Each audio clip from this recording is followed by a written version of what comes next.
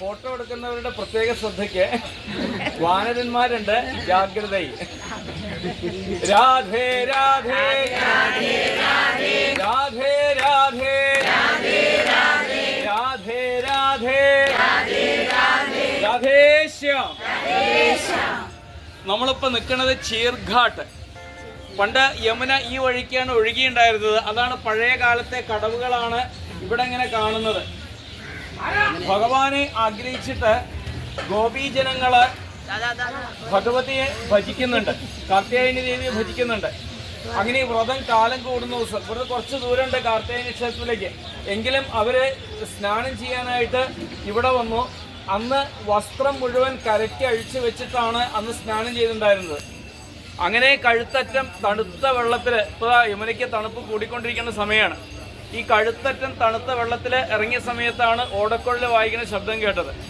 ആ ഭഗവാൻ വന്നല്ലോ വെച്ച് കൃഷ്ണൻ വന്നിട്ടുണ്ട്, വസ്ത്രം ധരിക്കേണ്ടതാണ്. ആ വസ്ത്രം വെച്ചെടുത്ത് നോക്കിയ സമയത്ത് വസ്ത്രമൊട്ട് കാണാനുമില്ല. അപ്പം ഈ ഗോപികള് കഴുത്തറ്റം വെള്ളത്തിൽ നിന്ന് കൈ പൊന്തിച്ചുകൊണ്ട് പറയാൻ തുടങ്ങി, വസ്ത്രം ഹരേ തരികയെന്നവർ ചൊന്ന നേരം വസ്ത്രം തരാം. ഓ, നിങ്ങളുടെ വസ്ത്രമൊന്നും എനിക്ക് വേണ്ട, വസ്ത്രം തരാം, പക്ഷെ എപ്പോഴേ തരുള്ളൂ? ഇവിടെ വന്നു കരങ്ങൾ കൂപ്പി വന്ദിച്ചിരുന്നു ബദമന്ദമിരുന്നതാകിൽ എന്നംബുജാക്ഷൻ ഉര ചെയ്തിതു മന്ദഹാസിയെ. അവ കയ്യെ തൊഴുതിട്ട് ഓരോരുത്തരായിട്ട് കയറി വന്നെങ്കിൽ മാത്രമേ വസ്ത്രം തരുള്ളൂ എന്നാണ്. അപ്പോൾ നിങ്ങളുടെ ഈ വസ്ത്രം മുഴുവൻ ഈ മരക്കൊമ്പിൽ ഇങ്ങനെ കെട്ടി തൂക്കിയിട്ടുണ്ട്. അപ്പോൾ ഓരോരുത്തരായിട്ട് വന്നാൽ തരാം. അപ്പോൾ എങ്ങനെയാ കൃഷ്ണ ഞങ്ങൾ അങ്ങോട്ട് വരിക? അപ്പോൾ ഭഗവാൻ അതിൻ്റെ മറുപടി എന്താ വെച്ചാൽ, ഏത് വഴിക്കാണോ ഇറങ്ങിപ്പോയത് അതേ വഴിക്ക് വന്നാൽ മതി എന്ന് പറഞ്ഞു. അല്ല, ഇറങ്ങിപ്പോവാൻ ബുദ്ധിമുട്ടുണ്ടായില്ല എന്ന്. അതെന്താ? വിഷയത്തിലേക്ക് പോവാൻ വളരെ എളുപ്പമാണ്. ആ ഇറങ്ങിപ്പോയ വിഷയത്തിന് കയറി വരാനാണ് വലിയ പ്രയാസമുള്ളത്. അവസാനം അവർ പറഞ്ഞു, ഞങ്ങളൊക്കെ നിന്റെ ദാസികളാണ്, ആ വസ്ത്രം തിരിച്ചു തരണം. നിങ്ങൾ എൻ്റെ ദാസികളാണെങ്കിൽ ഓരോരുത്തരായിട്ട് ഇവരെ എടുത്തുകൊണ്ട് പോകാമെന്ന് പറഞ്ഞു. അവരുടെ ആ ദേഹാഭിമാനം പൂർണ്ണമായിട്ടും ഇല്ലാതായി തീർന്നു. അവരോരോരുത്തരായിട്ട് കയറി വന്ന് വസ്ത്രം ധരിച്ച് ഒരു ഭാഗത്ത് മാറി നിന്നു. ഭഗവാൻ അവരെ അനുഗ്രഹിച്ചു. ഇവിടെ വെച്ച് ആ അനുഗ്രഹിച്ചതിൻ്റെ ആ ഒരു ഫലമാണ് അതിദിവ്യമായിട്ടുള്ള രാസലീല. അതിൻ്റെ പ്രാഥമികമായിട്ടുള്ള ഒരു സംഗതിയാണ് ഈ ചീർഘാട്ട്. അന്ന് വസ്ത്രം എടുത്തു കൊണ്ടുപോയിട്ട് ആ വസ്ത്രം കെട്ടിത്തൂക്കിയ വൃക്ഷത്തിൻ്റെ ഒരു അവശേഷിപ്പാണ് ഇന്നും ഇവിടെ നമുക്ക് കാണാനായിട്ട് സാധിക്കുന്നത്. രാധേശ്യാം. വരും നിധിവനത്തിലേക്ക് നമുക്ക് നീങ്ങാം.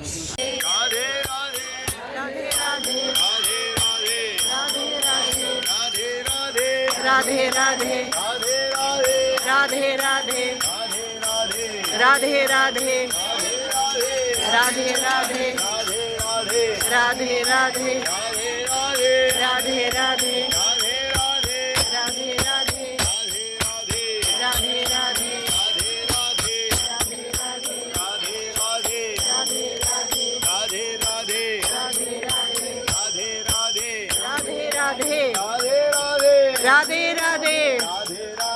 राधे राधे राधे. ഭഗവാൻ ദർശനം കൊടുത്തായിട്ട് അതാണ് നമ്മൾ ആദ്യമായിട്ട് കാണാം. അത് കഴിഞ്ഞ് പിന്നീട് രംഗമഹലുണ്ട്, അതായത് രാധാറാണിയെ അലങ്കരിച്ച സ്ഥാനമാണത്. അവിടെ ഇന്നും കുങ്കുമം, വള മുതലായിരിക്കുന്നതൊക്കെ വയ്ക്കുക, അലങ്കാര വസ്തുക്കളൊക്കെ വയ്ക്കാറുണ്ട്. രാത്രി അത് വയ്ക്കും, രാവിലെ ആകുമ്പോഴേക്ക് അതൊക്കെ ഉപയോഗിച്ചതുപോലെ ഇന്നും നമുക്കത് കാണാനായിട്ട് സാധിക്കും. ഇവിടുത്തെ മറ്റൊരു പ്രത്യേകത എന്താ വെച്ചാൽ, ഒരു സമയം കഴിഞ്ഞാൽ പിന്നെ ഒരു ജീവജാലങ്ങളും അടുത്തുണ്ടാവില്ല. പിന്നെ പ്രഭാതമായി കഴിഞ്ഞാൽ പോയവരൊക്കെ തിരിച്ച് അടുത്തേക്ക് തന്നെ വരുന്നുള്ളതാണ്. ഇതാണ് ഇവിടുത്തെ മറ്റൊരു പ്രത്യേകതയായിട്ട് കാണാൻ സാധിക്കുക. അപ്പോൾ അവിടെ എത്തിക്കഴിഞ്ഞാൽ 100 രൂപ തോന്നുന്നു, കൊടുത്തു കഴിഞ്ഞാൽ വളയും കുങ്കുമവും പ്രസാദമായിട്ട് കിട്ടും. അത് നിങ്ങൾക്ക് വേണമെങ്കിൽ ഇവിടുന്ന് വാങ്ങിക്കാം. അപ്പോൾ പോണ സമയത്ത് തന്നെ ഒരു പൈസ കൊടുത്താൽ മതി. പൈസ കൊടുത്തു കഴിഞ്ഞാൽ അവർ പ്രസാദമായിട്ട് ഇവിടുത്തെ വളയും കുങ്കുമവും ഒക്കെ തരും. അത് വീട്ടിലേക്ക് കൊണ്ടുപോവുകയും ചെയ്യാം. നിധിവനത്തിലെ പ്രസാദമായിട്ട് വീട്ടിലേക്ക് കൊണ്ടുപോകാം. പിന്നീട് നമുക്ക് കാണാൻ സാധിക്കുക രാസമണ്ഡപമാണ്. അവിടുന്ന് നമ്മളെല്ലാവരും ഗോപികളായിട്ട് തീരുക. എല്ലാവരും ഗോപികളായിട്ട് തീർന്ന് ഒരു രാസനൃത്തം അറിയുന്ന പോലെ ചുവട വയ്ക്കുക. അതൊരു സമർപ്പണമാണത്. ഭഗവാനത് വലിയ ഇഷ്ടമാണ്.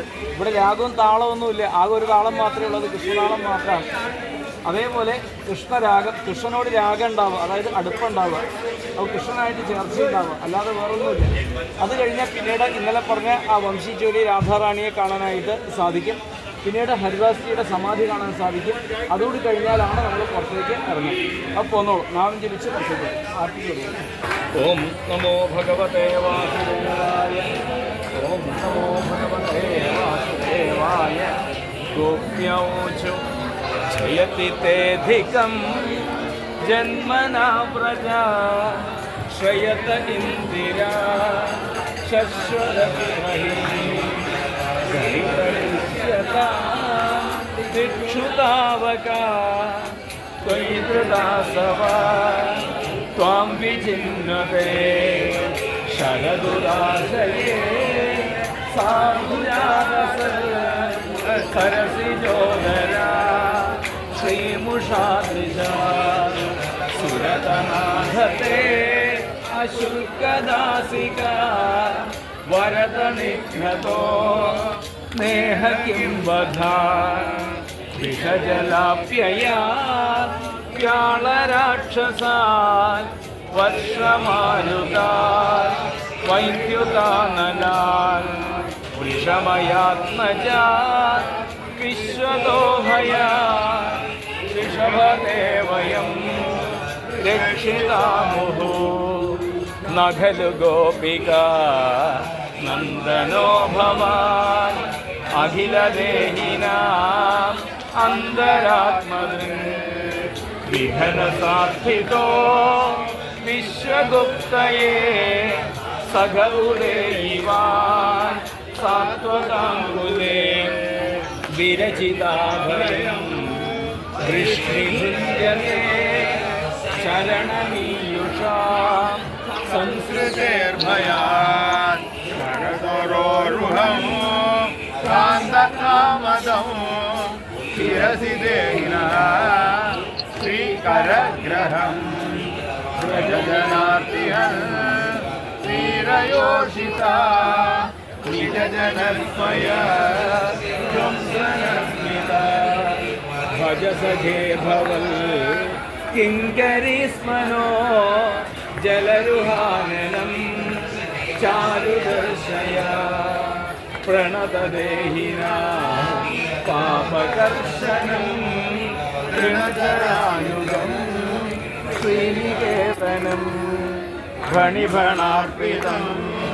തേ പദാംബുജം തൃണകുചേഷു കുന്തിഹൃക്ഷയം മധുരയാ ഗിരാ ഫൽഗുവാക്യയാ ബുധമനോജ്ഞയാ പുഷ്കരേക്ഷണ വിധികരീരിമാ വീരമുഖ്യതി അധരസീധുനാ ധ്യായയസ്വന തവ കഥാമൃതം തപ്തജീവനോ കവിതീളിതോ കൽമഷാമഹം ശ്രവണമംഗളം ശ്രീമദാനന്ദം ഗുരുഗണതിരേ ഗുരുരാജന പ്രിയ പ്രേമവീക്ഷണം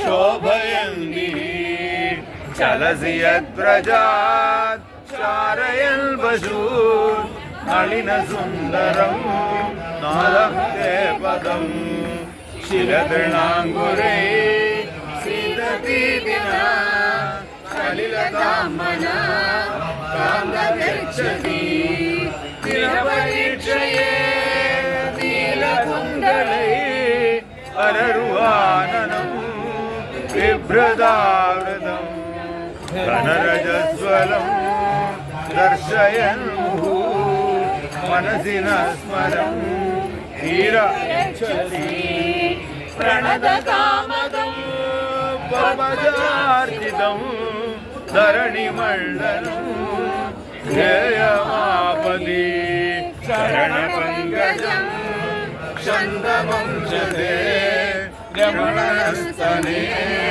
ശ്വസ്വയാനിം സുരതവർദ്ധനം ശോകനാശനം സ്വരിതവേണുനാ സുഷ്ടുചുംബിതം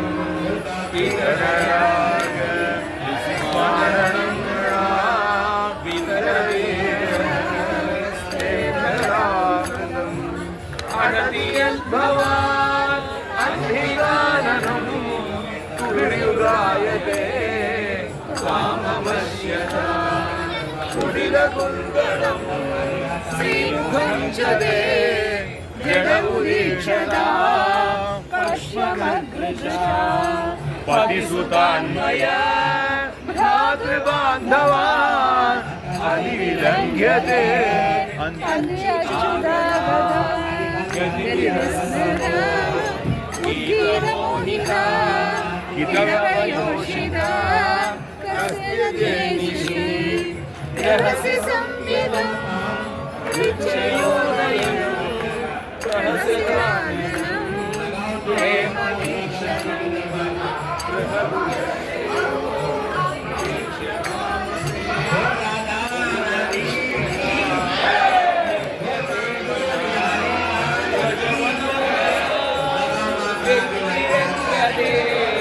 കുടിലകുന്തളം ശ്രീമൂർത്തിയതേ ജഡൗരി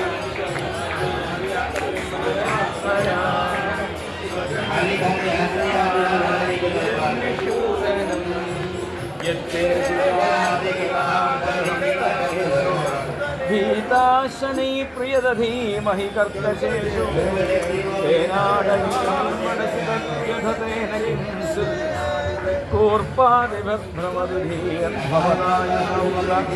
ഇത് ശ്രീമദ്ഭാഗവതേ മഹാപുരാണേ ദശമസ്കന്ധേ പൂർവാർദ്ധേ രാസക്രീഡായാം ഗോപീഗീതം നാമ ഏകത്രിംശത്തമോധ്യായ ഗോവിന്ദനാമ സങ്കീർത്തനം ഇതി ഗോപ്യപ്രഗായന്ത്യാപലവന്ത്യശ്ച ചിത്രധാ രുരുതു സുസ്വരം രാജൻ കൃഷ്ണദർശനലാലസ താസാം ആവിരഭൂഷൗരേ സ്മയമാനമുഖാംബുജ പീതാംബരധരസ്വകി സാക്ഷാൽ മന്മഥ ഗോവിന്ദനാമ സങ്കീർത്തനം ഗോവിന്ദ ഗോവിന്ദ രാധേശ്യ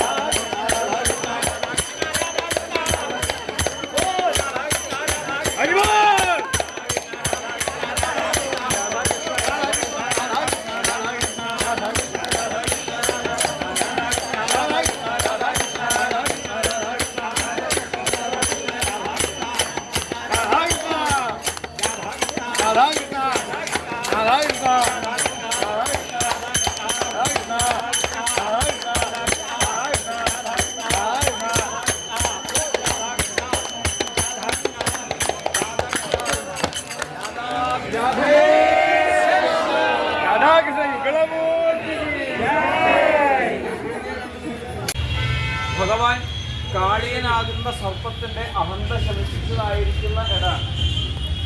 അക്കാലത്ത് യമുന ഈ വഴിക്ക് ഒഴുകി വളരെ വീതി ഉണ്ടായിരുന്നു യമുനയ്ക്ക്. ഇന്നിപ്പോ അത്ര അധികമൊന്നുമില്ല. കാളിയനാകുന്ന ഒരു സർപ്പം രമണഗദ്വീപിൽ നിന്ന് ഗരുഡനെ ഭയന്ന് ഇവിടെ ഈ കാളിന്തിയിൽ ഇവിടെ താമസാക്കി.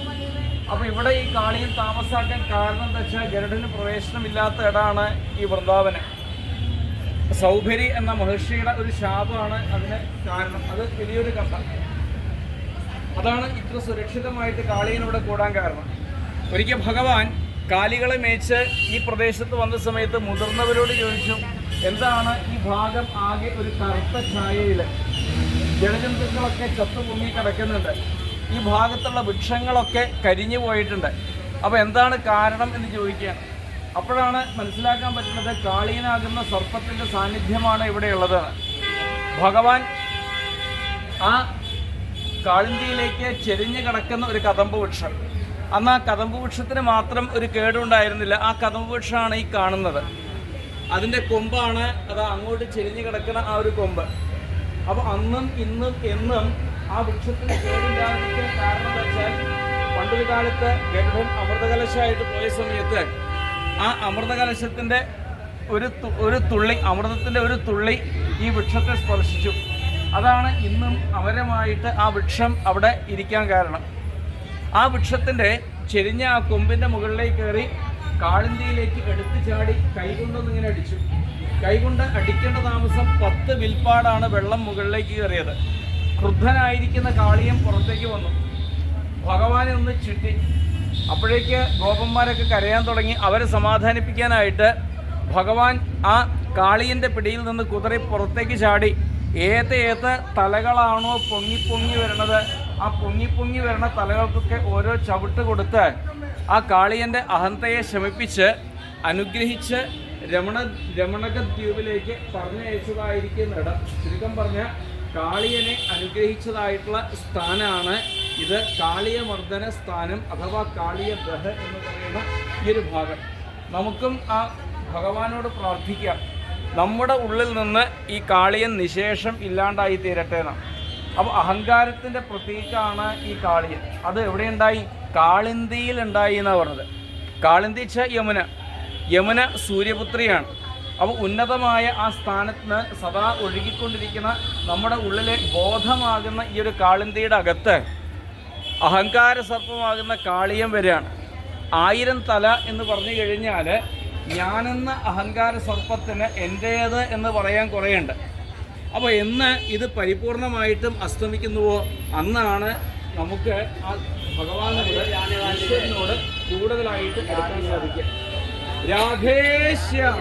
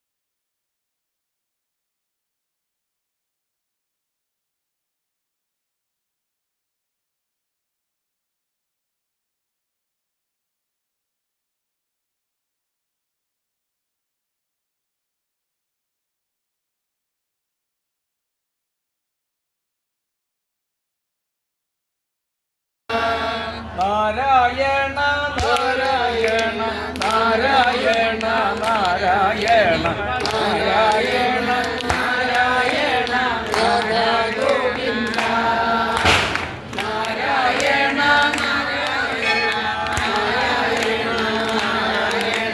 നാരായണ നാരായണ നാരായണ രാധാ ഗോവിന്ദ നാരായണ നാരായണ നാരായണ നാരായണ നാരായണ നാരായണ രാധാ ഗോവിന്ദ നാരായണ നാരായണ നാരായണ നാരായണ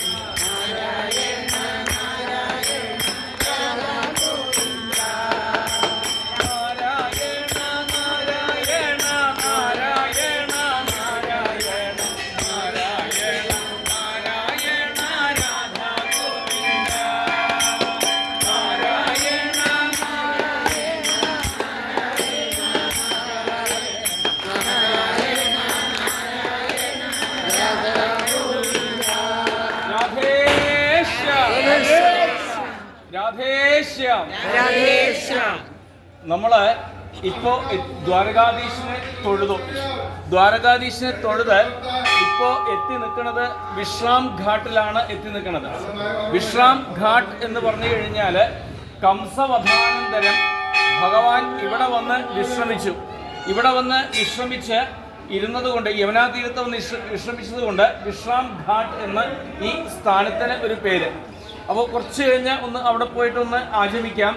പിന്നെ കുബ്ജ മന്ദിരാണ് ഇവിടെയുള്ളത്. കുബ്ജ ക്ഷേത്രം ഈ കാണുന്നത് ഭഗവാൻ കുബ്ജയെ ഉദ്ധരിച്ചതായിട്ടുള്ള സ്ഥാനം. കംസവധത്തിന് മുമ്പായിട്ട് മധുരാപ്രവേശം നടത്തിയ സമയത്ത് ഗോപന്മാരോടുകൂടി ഈ മധുരാ നഗരത്തിലൂടെ നടക്കുന്ന സമയത്താണ് ഒരു 3 വളവുള്ള പുറത്ത് വലിയൊരു കൂനുമായിട്ട് ഈ സൈലന്ധ്രി അവിടെ എത്തിപ്പെടുന്നത്. ഭഗവാൻ ഈ കുബ്ജയെ കണ്ട മാത്രയിൽ സുന്ദരി എന്നൊരു വിളിയാണ്. അപ്പോൾ സുന്ദരി എന്നിങ്ങനെ വിളിച്ച സമയത്ത് ഈ കുബ്ജയ്ക്ക് സംശയമായി, അദ്ദേഹത്തിന് കാഴ്ചക്കുറവുണ്ടാവുന്ന സംശയമായി. അപ്പോൾ ഈ വിളി കേട്ട ആള് മോശക്കാരിയല്ല, വിളിച്ച ആള് മോശക്കാരനല്ല. അതുകൊണ്ട് തിരിച്ച് അങ്ങോട്ടും വിളിച്ചു, സുന്ദരാന്ന് വിളിച്ചു. അപ്പോൾ സുന്ദരനുമായി സുന്ദരിയായി. അപ്പോൾ ആരാണ് അവിടുന്ന് എന്ന് ചോദിച്ചപ്പോഴാണ് അവർ പറഞ്ഞത് ദാസ്യസ്മ്യഹം സുന്ദര കംസസമ്മത ത്രിവക്രനാമാഖ്യനുലേപകർമ്മണി. ഞാൻ കംസന്റെ ദാസിയാണ്. അപ്പോൾ സൈരന്ധ്രി എന്നാണ് എൻ്റെ സ്ഥാനപ്പേര്. എന്താ വെച്ചാൽ പഴയ കാലത്ത് ഈ സ്ഥാനപ്പേരിലാണ് എല്ലാവരും അറിയപ്പെട്ടിട്ടുണ്ടായിരുന്നത്. അപ്പോൾ സൈരന്ധ്രി എന്നാണ് എൻ്റെ സ്ഥാനപ്പേര്. അപ്പോൾ എൻ്റെ ഉദ്യോഗം എന്താണെന്ന് ചോദിച്ചാൽ ഈ കളഭക്കൂട്ട് ഇത് കംസന് കൊണ്ടു കൊടുക്കുക, ഇതാണ് ഇപ്പോൾ എൻ്റെ ഉദ്യോഗം. അപ്പോൾ അങ്ങയെ കണ്ടപ്പോൾ എനിക്ക് വളരെയധികം ഇഷ്ടമായി. അങ്ങയുടെ നെറ്റിയാണെങ്കിൽ ശൂന്യമായിട്ട് ഇരിക്കേണ്ട ഒരു തിലകം അങ്ങോട്ട് ചാർത്തട്ടെ. തൻ്റെ വിരള് ആ കളഭപാത്രത്തിൽ മുക്കിയിട്ട് ഈ മൂക്കിൻ്റെ ഇവിടെ നിന്ന് മുതൽക്ക് നേരെ ആ മുടി മുട്ടുന്നത് വരെ നല്ല നീളത്തിൽ ഒരു ഗോപിക്കുറി അങ്ങോട്ട് ചാർത്തി. ഭഗവാന്റെ വാക്കുകൾ ഒരു കാലത്തും വൃഥാവിലാവൂല. ഏതായാലും സുന്ദരിയെന്ന് വിളിച്ചാലേ അതുപോലെ ആവട്ടെ എന്ന് കരുതിയിട്ട് ഭഗവാൻ എന്താ ചെയ്തത്, ആ സൈരന്ധ്രിയുടെ കാലിൻ്റെ മുകളിൽ തൻ്റെ കാല് കയറ്റി വെച്ച് കൈകൊണ്ട് കവിള് പിടിച്ച് ഒന്നങ്ങോട്ട് പൊത്തി. അതോടുകൂടിയിട്ട് ആ 3 വളവും ഇല്ലാതായി തീർന്നു. ആ കൂനും അപ്രത്യക്ഷമായി എന്നാണ്. യഥാർത്ഥത്തിൽ ഒരു സുന്ദരിയായിട്ട് മാറി എന്നർത്ഥം. പക്ഷെ മനസ്സ് സൗന്ദര്യവത്തയായിട്ട് തീർന്നു. നമുക്കും വേണ്ടത് അതന്നെയാണ്. നമ്മൾ ഓരോരുത്തരും ആ ഒരു കുബ്ജാഭാവത്തിലാണ് ഇപ്പോൾ ഇവിടെ എത്തിപ്പെട്ടത്.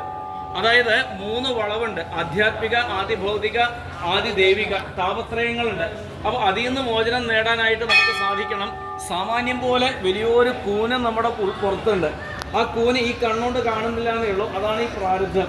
അപ്പോൾ ഇതൊക്കെ ഇല്ലാതായി തീർന്ന് മനസ്സ് സൗന്ദര്യമുള്ളതായിട്ട് തീരട്ടെ എന്ന് ആ സർവേശ്വരനോട് നമുക്ക് പ്രാർത്ഥിക്കാം. അപ്പോൾ ഇവിടെ എത്തിയോട് കൂടിയിട്ട് നമ്മൾ എന്താ വേണ്ടത് വെച്ചാൽ നമ്മുടെ സർവ്വ കെട്ടുകളും ഇവിടെ നിന്ന് അങ്ങോട്ട് അഴിച്ചു വെക്കാനായിട്ട് സാധിക്കണം. അപ്പോൾ ഇനി നാമജപം തന്നെ ആവട്ടെ, നാമജപത്തിന് കൂടുതൽ പ്രാധാന്യം കൊടുക്കാം. മനസ്സിൽ അന്യചിന്തകൾ കയറിക്കൂടാതിരിക്കാൻ നല്ലവണ്ണം ശ്രദ്ധിക്കുക. എന്നുവെച്ചാൽ അന്യചിന്തകൾക്ക് നമ്മുടെ നാട്ടിൽ ധാരാളം സ്ഥലമുണ്ടല്ലോ.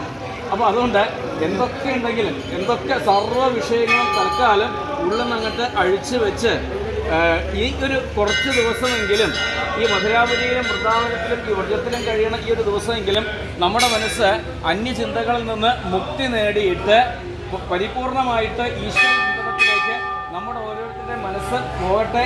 അങ്ങനെ എപ്രകാരമാണോ ഈ കുബ്ജയെ ഭഗവാൻ ഉദ്ധരിച്ച് സൗന്ദര്യമുള്ളതായി തീർത്തത്, സുന്ദരിയാക്കി തീർത്തത്, അതുപോലെ നമ്മുടെ ഓരോരുത്തരുടെയും മനസ്സിനെ ഭഗവാൻ അതി സുന്ദരമുള്ളതാക്കിയിട്ട് സൗന്ദര്യമുള്ളതാക്കി തീർക്കട്ടെ എന്ന് കരുണാമയനായിരിക്കുന്ന ഭഗവാനോട് നമുക്ക് പ്രാർത്ഥിക്കാം. ഗുരുകാരണവന്മാരുടെ അനുഗ്രഹം കൊണ്ട്, ആ ഭഗവാന്റെ ഒരു അനുഗ്രഹം കൊണ്ട്, ചെറിയൊരു സുഹൃതമുള്ളതുകൊണ്ട്, അതുകൊണ്ട് മാത്രമാണ് നമ്മൾ ഓരോരുത്തരും ഈ ഒരു പുണ്യഭൂമിയിൽ ഇപ്പോൾ ഇവിടെ വന്ന് നിൽക്കുന്നത്. എല്ലാവർക്കും സാധിക്കുന്ന ഒന്നല്ല ഈ ഒരു പുണ്യഭൂമിയിൽ വരാനുള്ളത്. അപ്പോൾ കഴിയണത്ര നമ്മുടെ ഉള്ളിൽ നിന്ന് വിഷയചിന്തകളൊക്കെ അകന്ന് ഈശ്വര ചിന്തനത്തിലേക്ക് നമ്മുടെ മനസ്സ് പോകട്ടെ എന്ന് ആ ഭഗവാനോട് നമുക്ക് പ്രാർത്ഥിക്കാം. രാധേശ്യാം. ആ കാണുന്നതാണ് യമുനാ നദി. അതാ വിശ്രാം ഘട്ടാണ് അവിടെ കാണുന്നത്. ആ ഭഗവത് ക്ഷേത്രമാണ് തൊട്ടടുത്തായിട്ട് കാണുന്നത്. വരൂ, നമുക്ക് അങ്ങോട്ട് നീങ്ങാം.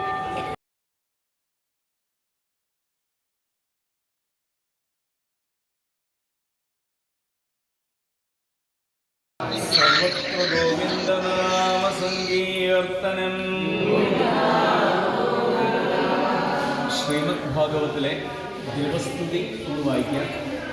അതാണ് അവിടെ എഴുതി വെച്ചത്. ആദ്യത്തെ ശ്ലോകം മുതൽ ഇങ്ങനെ റൗണ്ടായിട്ട് എഴുതി വെച്ചിരിക്കുന്നത് ദിവസ്തുതിയാണ്. ഓം നമോ ഭഗവതേ വാസുദേവായ. ധ്രുവ ഉവാച യോന്തപ്രവിശ്യ മമ വാചമിമാം പ്രസുപ്താം സംജീവയത്യഖിലശക്തിധരസ്വധാംന അന്യാംശ്ചരണശ്രവണത്വഗാദീൻ പ്രാണാൻ നമോ ഭഗവതേ പുരുഷായ തുഭ്യം. ഏകസ്ത്വമേവ ഭഗവന്നിദമാത്മശക്ത്യാ മായാഖ്യയോരുഗുണയാ മഹദാദ്യശേഷം സൃഷ്ട്വാനുദിശ്യ പുരുഷസ്തത് സദ്ഗുണേഷു നാനേവതാരുഷു വിഭാവസു വദ്വിഭാസി ത്വദ്ദത്തയാ വയുനയേതമചഷ്ട വിശ്വം സുപ്തപ്രബുദ്ധ ഇവ നാദഭവൽപ്രപന്ന തസ്യാപവർഗ്യ ശരണം തവ പാദമൂലം വിസ്മന്യതേ കൃതവിദാ കഥമാർത്തബന്ധോ നൂനം വിമുഷ്ടമതയസ്തവ മായയാത്തേ യേ ത്വാം ഭവാപ്യയ വിമോക്ഷണമന്യഹേതോ അർച്ചന്തി കൽപകതരം ഗുണബോധഭോഗ്യവിച്ഛന്തിയൽ വർഷജം നിരയേപി നൃണ ധ്യാനഹൃദിസ്തനുഭൃതാം തവ പാദപത്മധ്യാനാത് ഭവജ്ജനകഥാ ശ്രവണേന വാസ്യാൽ സാ ബ്രഹ്മണി സഹിമന്യപിനാഥമാഭൂൽ കിം ത്വന്നകാസിരുളിതാൽ പതതാം വിമാനാൽ ഭക്തിം മുഹുപ്രവഹതാം ത്വയി മേ പ്രസംഗോ ഭൂയാത് അനന്തമഹതാം അമലാശയാന യേനാഞ്ജസോൽപണമുരുവ്യസനം ഭവാബ്ദിം നേഷ്യേ ഭവൽ ഗുണകഥാമൃതപാനമത്ത തേന സ്മരന്ത്യതിതരാം പ്രിയമീശമർത്യം യേ ചാനൃതസുരസുഹൃഗ്രഹവിത്തദാരാഃ യേ ത്വജ്ജനാഭ ഭവദീയമദാരവിന്ദ സൗഗന്ധ്യ ലുബ്ധഹൃദയേഷു കൃതപ്രസംഗാഃ തിര്യന്തഗദ്വിരസരീശ്രിപദേവദൈത്യമർത്യാദിഭിः പരിചിതം സദസദ്വിശേഷം രൂപം സ്തവിഷ്ടമജതേ മഹദാദ്യനേകം നാതഃപരം പരമവേത്മിനി യത്ര വാദ കൽപാന്ത ഏതദഖിലം ജഠരേണ ഗൃഹ്ണൻ ശേതേ പുമാൻ സുദൃഗനന്തസജസ്തദംഗേ യന്നാപി സിന്ധുരഃ കാഞ്ചന ലോകപത്മഗർഭേദ്യുമാൻ ഭഗവതേ പ്രണതോസ്മി തസ്മൈ ത്വം നിത്യമുക്ത പരിശുദ്ധ വിബുദ്ധ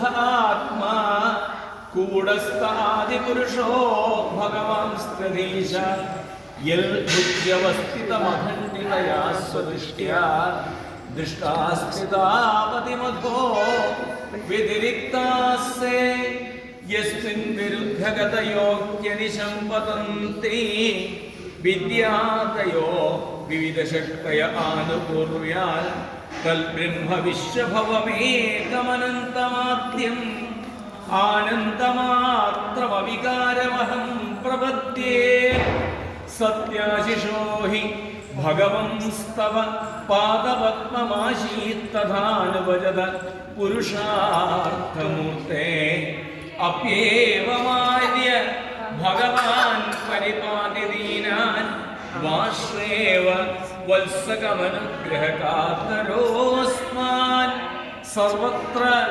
ഗോവിന്ദനാമ സങ്കീർത്തനം ഗോവിന്ദ ഗോവിന്ദ ഹരേ രാമ രാമ രാമ ഹരേ ഹരേ ഹരേ കൃഷ്ണ കൃഷ്ണ കൃഷ്ണ ഹരേ ഹരേ സർവത്ര ഗോവിന്ദനാമ സങ്കീർത്തനം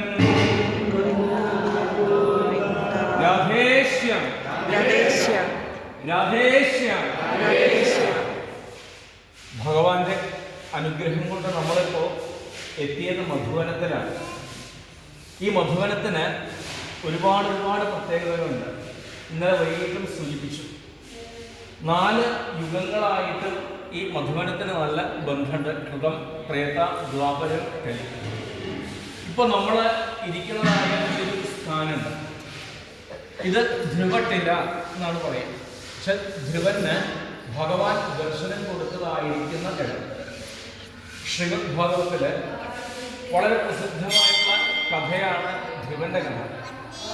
ഉദാനപാത മഹാരാജാവ് അദ്ദേഹത്തിന് 2 പത്നിമാര് സുനീതിയും സുരുചിയും. അതിൽ സുനീതിയിലൂടെ ഉണ്ടായ പുത്രൻ ധ്രുവനും സുരുചിയുടെ പുത്രൻ ഉത്തമനും. ഈ രണ്ടാമത്തെ ഭാര്യ വന്നതോടുകൂടിയിട്ട് ആദ്യത്തെ ഭാര്യയ്ക്ക് കൊട്ടാരത്തിന്റെ സ്ഥാനമുണ്ട്. അവര് കൊട്ടാരത്തിന്റെ വഴിയിൽ ചെറിയൊരു ഭവനൊക്കെ ആയിട്ട് ഇങ്ങനെ താമസിക്കുകയുള്ളത്. എന്നാൽ ഈ കുട്ടികളാണെങ്കിൽ ഒരുമിച്ച് കളിക്കാറുണ്ട്.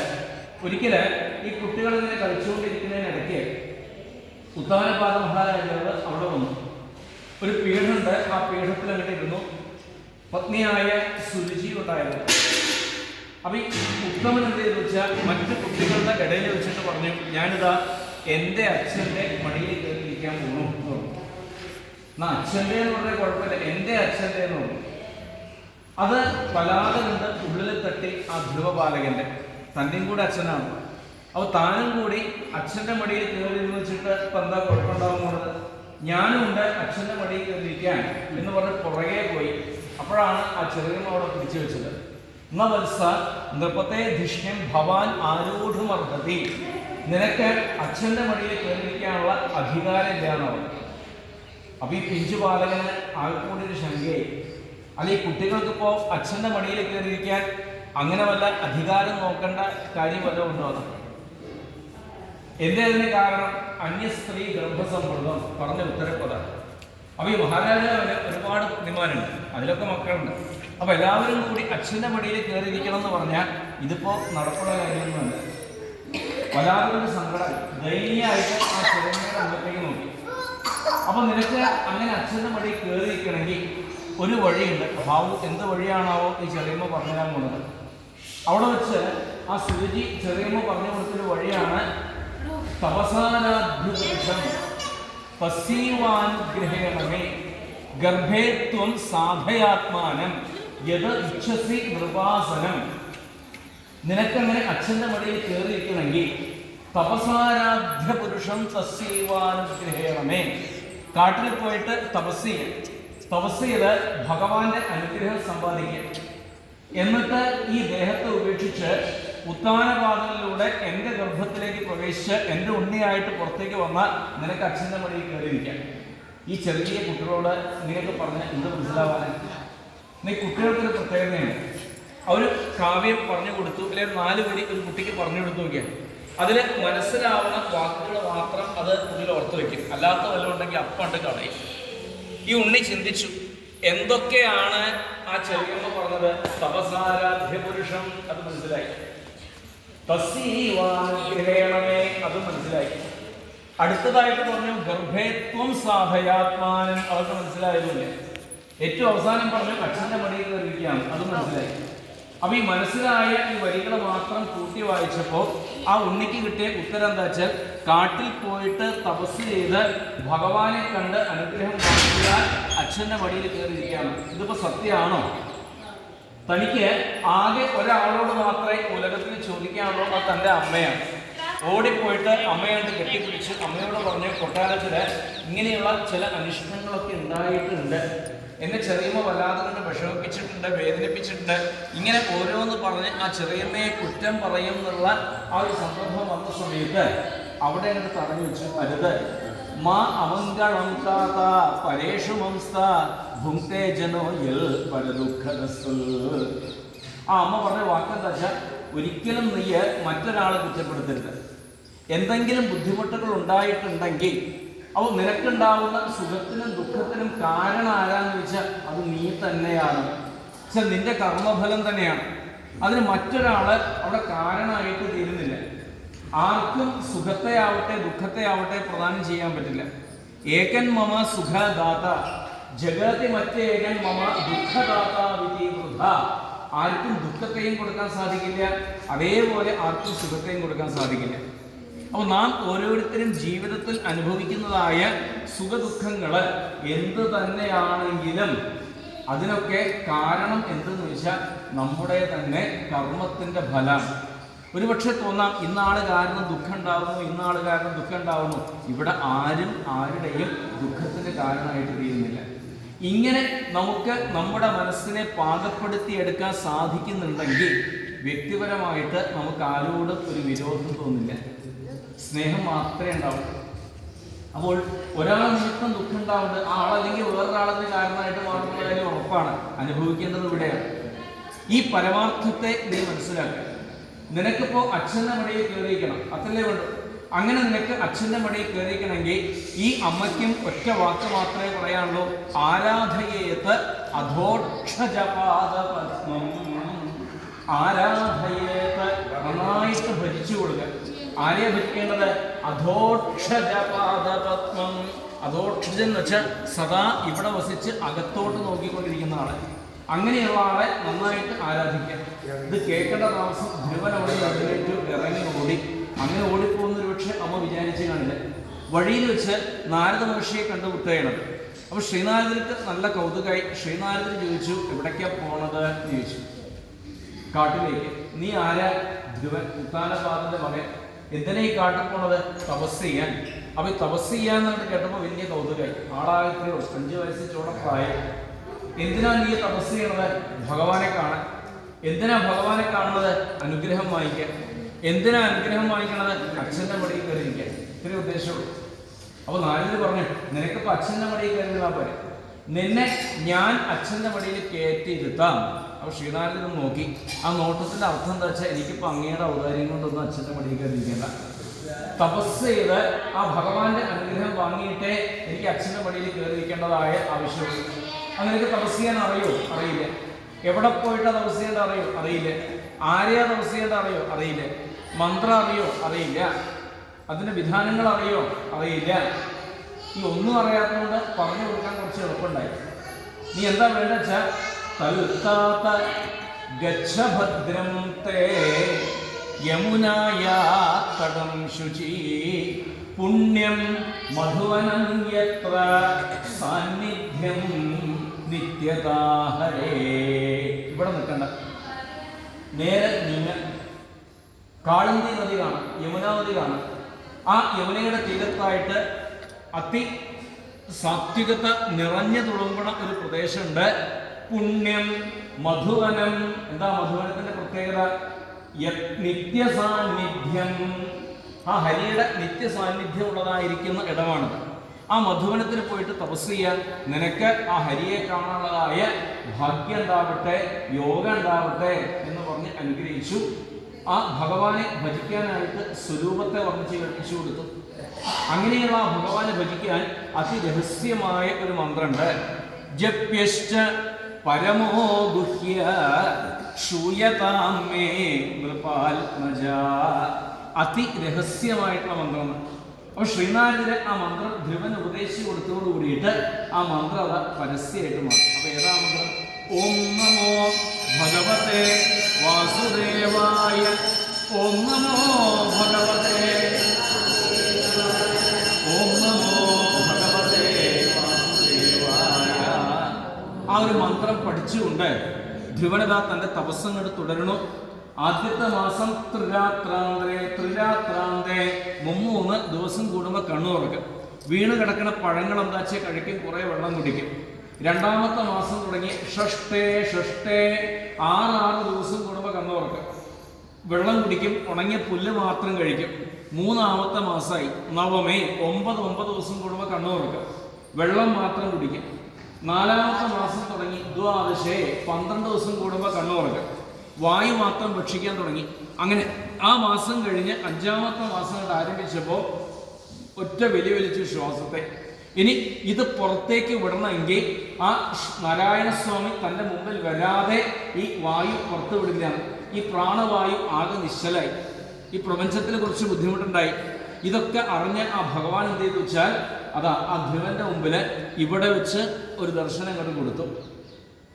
ആ സ്ഥാനത്ത് ഇന്ന് നാം ഇരിക്കുന്നു. ദർശനം കൊടുത്തു ഭഗവാൻ.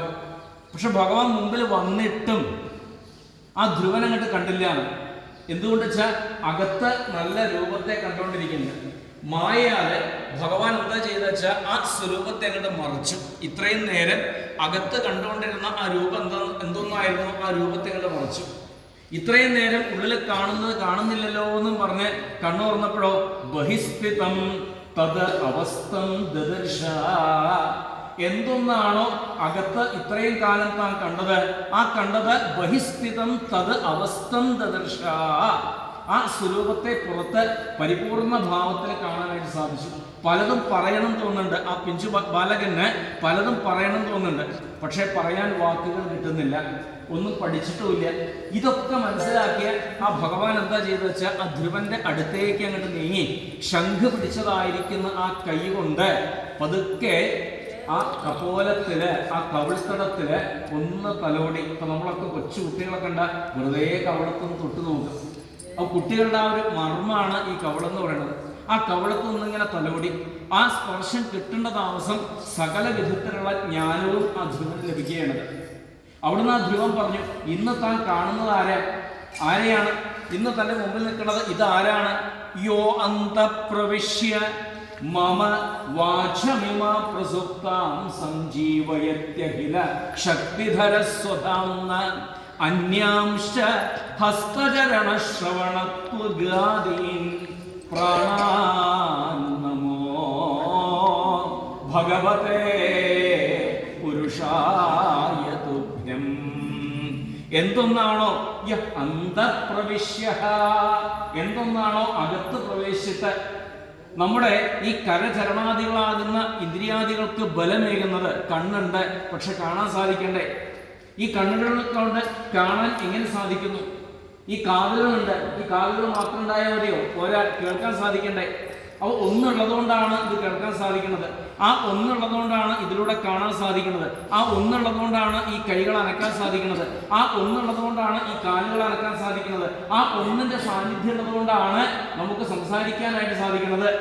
അതുകൊണ്ട് തന്നെയാണ് നമുക്ക് പരസ്പരം സ്നേഹിക്കാനും അതുപോലെ ബന്ധപ്പെടാനും ചേരാനും പിരിയാനും സർവത്തിനും കാരണകാരമായിരിക്കുന്ന ആ ഒന്ന് തന്നെയാണ്.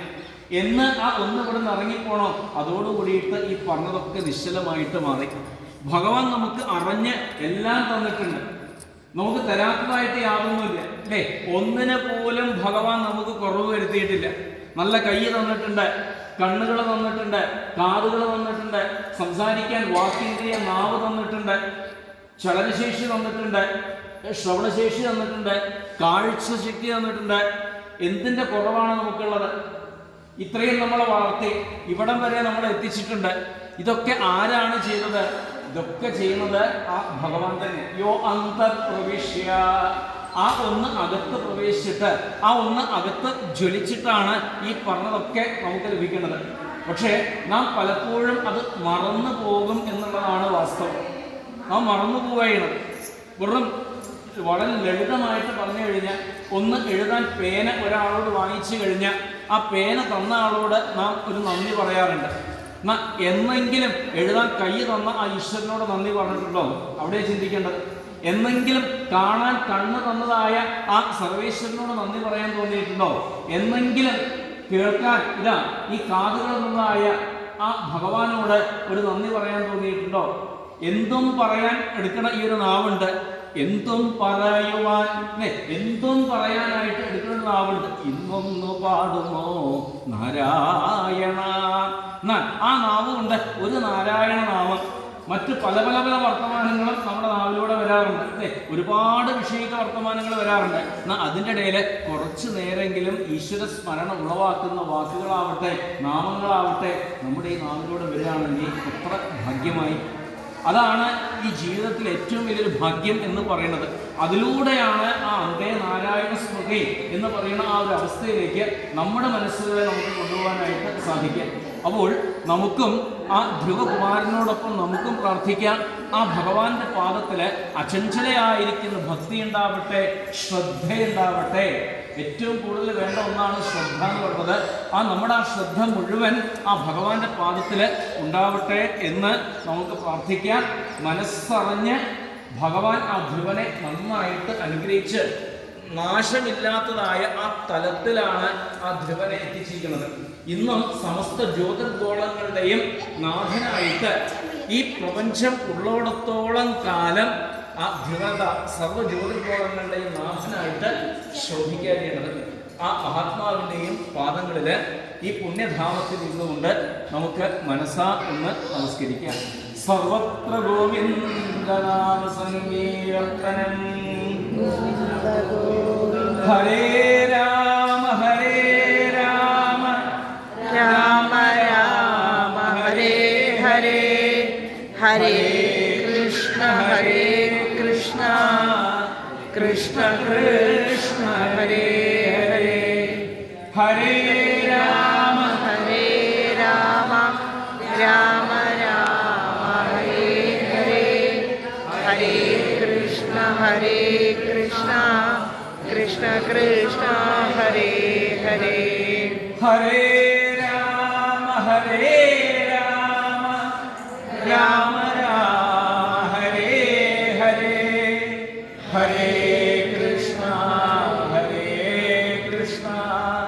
കൃഷ്ണ കൃഷ്ണ ഹരേ ഹരേ ഹരേ രാമ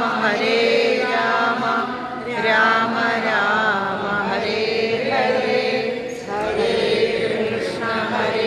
കൃഷ്ണ കൃഷ്ണ കൃഷ്ണ ഹരേ ഹരേ ഹരേ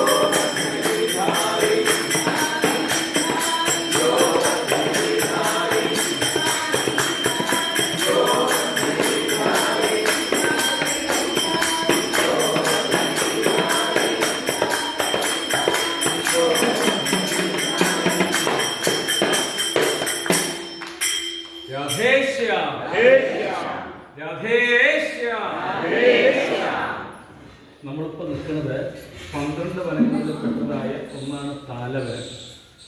താലവനം എന്ന് പേര് വരാൻ കാരണം താലം വെച്ചാൽ ഈ കരിമ്പന, മലയാളത്തിൽ കരിമ്പന എന്ന് പറയുന്നത്. അപ്പോൾ ഒരു കാലത്ത് ഇവിടെ മുഴുവൻ കരിമ്പനകളായിരുന്നു. അതാണ് ഈ വനത്തിന് താലവനം എന്ന് പേര് വരാൻ കാരണം. ഒരിക്കലും ഭഗവാൻ, അതായത് കൃഷ്ണനെ എല്ലാവരും പുകഴ്ത്തുന്നുണ്ട്, കൃഷ്ണൻ്റെ അത്യത്ഭുതങ്ങളെ എല്ലാവരും ആടിപ്പാടി നടക്കുന്നില്ല. അപ്പം ഭഗവാനോട് തോന്നി തൻ്റെ ജ്യേഷ്ഠൻ ആരാണ് എന്ന് ഈ ഗോപന്മാർക്കൊന്ന് കാണിച്ചു കൊടുക്കണം എന്ന് തോന്നി. ചില കുട്ടികളാണെന്ന് വെച്ചാൽ ഇടയ്ക്ക് കളിയൊക്കെ ചെയ്യും. ബലരാമൻ എന്ന് പറയുന്നുണ്ട്, എന്നാൽ ആ ബലോട്ട് കാണാനുമില്ല. അപ്പോൾ ഇങ്ങനെ കളിയാക്കി. അപ്പോൾ അങ്ങനൊരു വിഷമം വേണ്ട എന്ന് കരുതിയിട്ട് ഭഗവാൻ അന്നൊരു ദിവസം എന്തെന്ന് വെച്ചാൽ ഗോക്കള മേച്ചുകൊണ്ട്, അന്ന് ആഹാരത്തിന് നടന്നിട്ടുമില്ല, അപ്പോൾ ഈ ഗോക്കള മേച്ചുകൊണ്ട് ഈ താലവനത്തിലേക്കാണ് പ്രവേശിച്ചത്. അപ്പോൾ കുറച്ച് കഴിഞ്ഞപ്പോൾ ഈ ഗോപന്മാർ പറഞ്ഞു വല്ലാണ്ട് വിശക്കുണ്ട് എന്ന് പറഞ്ഞു. എന്നോട് പറഞ്ഞിട്ട് കാര്യമില്ല, ഏട്ടൻ അവിടെ ഉണ്ട്, ഏട്ടനോട് പറഞ്ഞു. അപ്പോൾ ബലരാമനോട് ഈ കാര്യങ്ങൾ പറയുകയും ചെയ്തു. ബലരാമൻ ഇവിടെ ധാരാളം ഈ കരിമ്പനകൾ ഉണ്ടായിരുന്നു, അതിൽ നല്ല മൂത്ത ഫലങ്ങളും ഉണ്ടായിട്ടുണ്ട്. ബലഭദ്രൻ എന്താ ചെയ്യുന്നത് വെച്ചാൽ ഈ കരിമ്പന കെട്ടിപ്പിടിച്ചിട്ട് ഒന്നങ്ങോട്ട് കുലുക്കി. ഈ കരിമ്പനകളെ ഇങ്ങനെ കുലുക്കേണ്ട താമസം പടപടാണ് അതിൻ്റെ ഫലങ്ങൾ താഴത്ത് വീഴാൻ തുടങ്ങി. അപ്പോഴാണ് ഒരു അസുരൻ ഇവിടെ ഉണ്ടായിരുന്നത്. ധേനുകൻ എന്നാണ് അവൻ്റെ പേര്, ധേനുകാസുരൻ. ഈ ധേനുകാസുരൻ ഒട്ടുമുക്കാലും ഈ കഴുതയുടെ ആകൃതിയിലാണ് നടക്കാറ്. കംസൻ്റെ ഒരു ഭക്തനാണ്. അപ്പോൾ ഈ ഗോപന്മാരെ ആക്രമിക്കാനായിട്ട് ഈ ധേനുകൻ വന്ന സമയത്ത് കൃഷ്ണാന്ന് വിളിച്ചു ഈ ഗോപന്മാർ. അവൻ എന്നോട് പറയണ്ട, രാമനോട് പറഞ്ഞാൽ മതിയെന്ന് പറഞ്ഞു. രാമാന്ന് വിളിച്ചു. ക്ഷണനേരം കൊണ്ട് ഈ ബലഭദ്രൻ എന്താ ചെയ്ത് വെച്ചാൽ ധേനുദാസിൻ്റെ പിൻകാലുകൾ രണ്ടും കൂടി കൂട്ടിപ്പിടിച്ചു. ഈ കഴുതയ്ക്ക് ഈ പിൻകാലിൽ കുറച്ച് ബലം കൂടി. അപ്പോൾ ഈ പിൻകാലുകൾ രണ്ടും കൂടി കൂട്ടിപ്പിടിച്ച് എടുത്ത് പൊന്തിച്ച് ഒരു 3-4 ചുഴത്തി ഒരൊറ്റ അടിയും കൊടുത്തു. അതോടുകൂടിയിട്ട് ആ ധേനുകൻ്റെ ദേഹം പിളർന്ന് അവിടെ കൊണ്ട് വീണു. അവന് മുക്തി കൊടുത്തു എന്നാണ് കഥ. ഈ ദേവദാസന് മുക്തി കൊടുത്തു എന്നാണ് കഥ. അപ്പോൾ ആ ഒരു സ്മരണയ്ക്കായിട്ട് ഇവിടെ ഒരു ബലരാമ ക്ഷേത്രം നമുക്ക് തൊഴാൻ പറ്റിയില്ല, അടച്ചിരിക്കാനെന്ന് പറഞ്ഞു. സമയമാകുമ്പോൾ അടച്ചതാണ്. ആ ബലരാമ ക്ഷേത്രമാണ് ഇത്. ആ ബലരാമൻ്റെ വീര്യ പരാക്രമങ്ങൾ അനുസ്മരിപ്പിക്കുന്ന ഒരു പ്രദേശം, ഒരിടമാണ് ഈ താലം. ഭഗവാന്റെ കൃപയാൽ നമ്മുടെ ഈ പ്രജപരിക്രമണത്തിനിടയ്ക്ക്, പ്രജയാത്രയ്ക്കിടയ്ക്ക് ഈ താലവനത്തിലേക്ക് പ്രവേശിക്കാനുള്ളതായ ഒരു അനുവാദം രാധാറാണി നമ്മളെ അനുഗ്രഹിച്ച് നമുക്കായിട്ട് തന്നിരിക്കുകയാണ്. ആ ഒരു സ്നേഹത്തിന് മുമ്പിൽ, ആ ഒരു കാരുണ്യത്തിന് മുമ്പിൽ ഒന്ന് നമസ്കരിക്കാം. രാധേശ്യാം, രാധേശ്യാം. അടുത്തതായിട്ട് നമ്മൾ കുമുദവനത്തിലേക്കാണ് പോകുന്നത്. കുമുദവനത്തിൽ ധാരാളം പൂക്കളൊക്കെ ഒരു കാലത്ത് ഉണ്ടായിരുന്നു. ഗംഗാസാഗരം എന്നൊരു തീർത്ഥത്തെയും ഭഗവാൻ നന്ദഗോപർക്കായിട്ട് ആവാഹിച്ചു വെച്ചിട്ടുണ്ട്. ആ ഒരു സ്ഥാനം നമുക്ക് കാണാം. പിന്നെ കപില മഹർഷിയുടെ ഒരു തപസ്ഥലിയായിട്ടും നമുക്കവിടെ കാണാനായിട്ട് സാധിക്കും. അവിടെ ഇരുന്ന് ഒന്ന് രണ്ട് ഭജൻസൊക്കെ ചൊല്ലിയിട്ട് നമുക്ക് തിരിച്ച് ആശ്രമത്തിലേക്ക് പോകാം. രാധേശ്യ നമസ്കരിച്ച് എഴുന്നേറ്റു.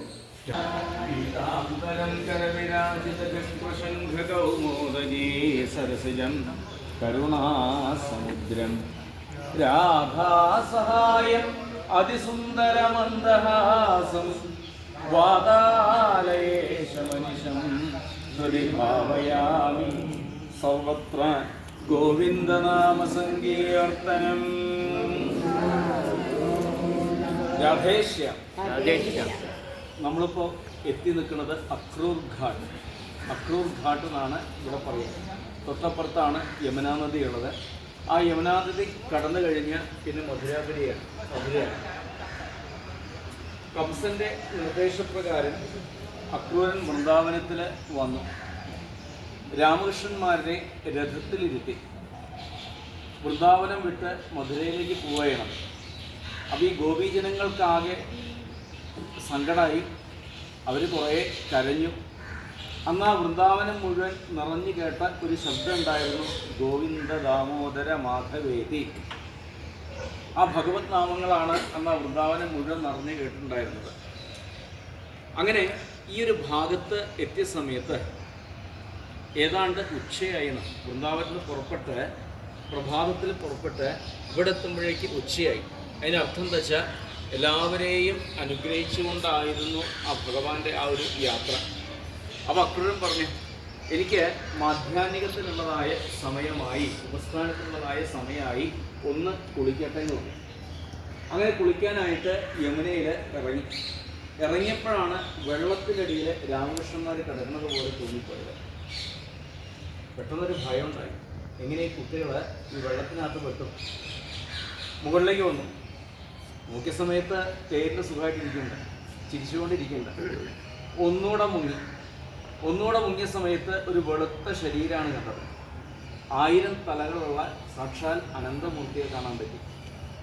അടുത്ത മുങ്ങലിൽ ചതുർബാഹു ആയിരിക്കുന്ന നാരായണസ്വാമിയെയും കാണാൻ പറ്റി. അവിടെ വെച്ച് ഗംഭീരമായിട്ട് അക്രൂരൻ സ്തുതിച്ചു. അപ്പോൾ അക്രൂരൻ സ്തുതിച്ച് നമസ്കരിച്ചതായ ആ ഒരു ഘാട്ടിലാണ് ഇപ്പോൾ നമ്മൾ ഇരിക്കുന്നത്.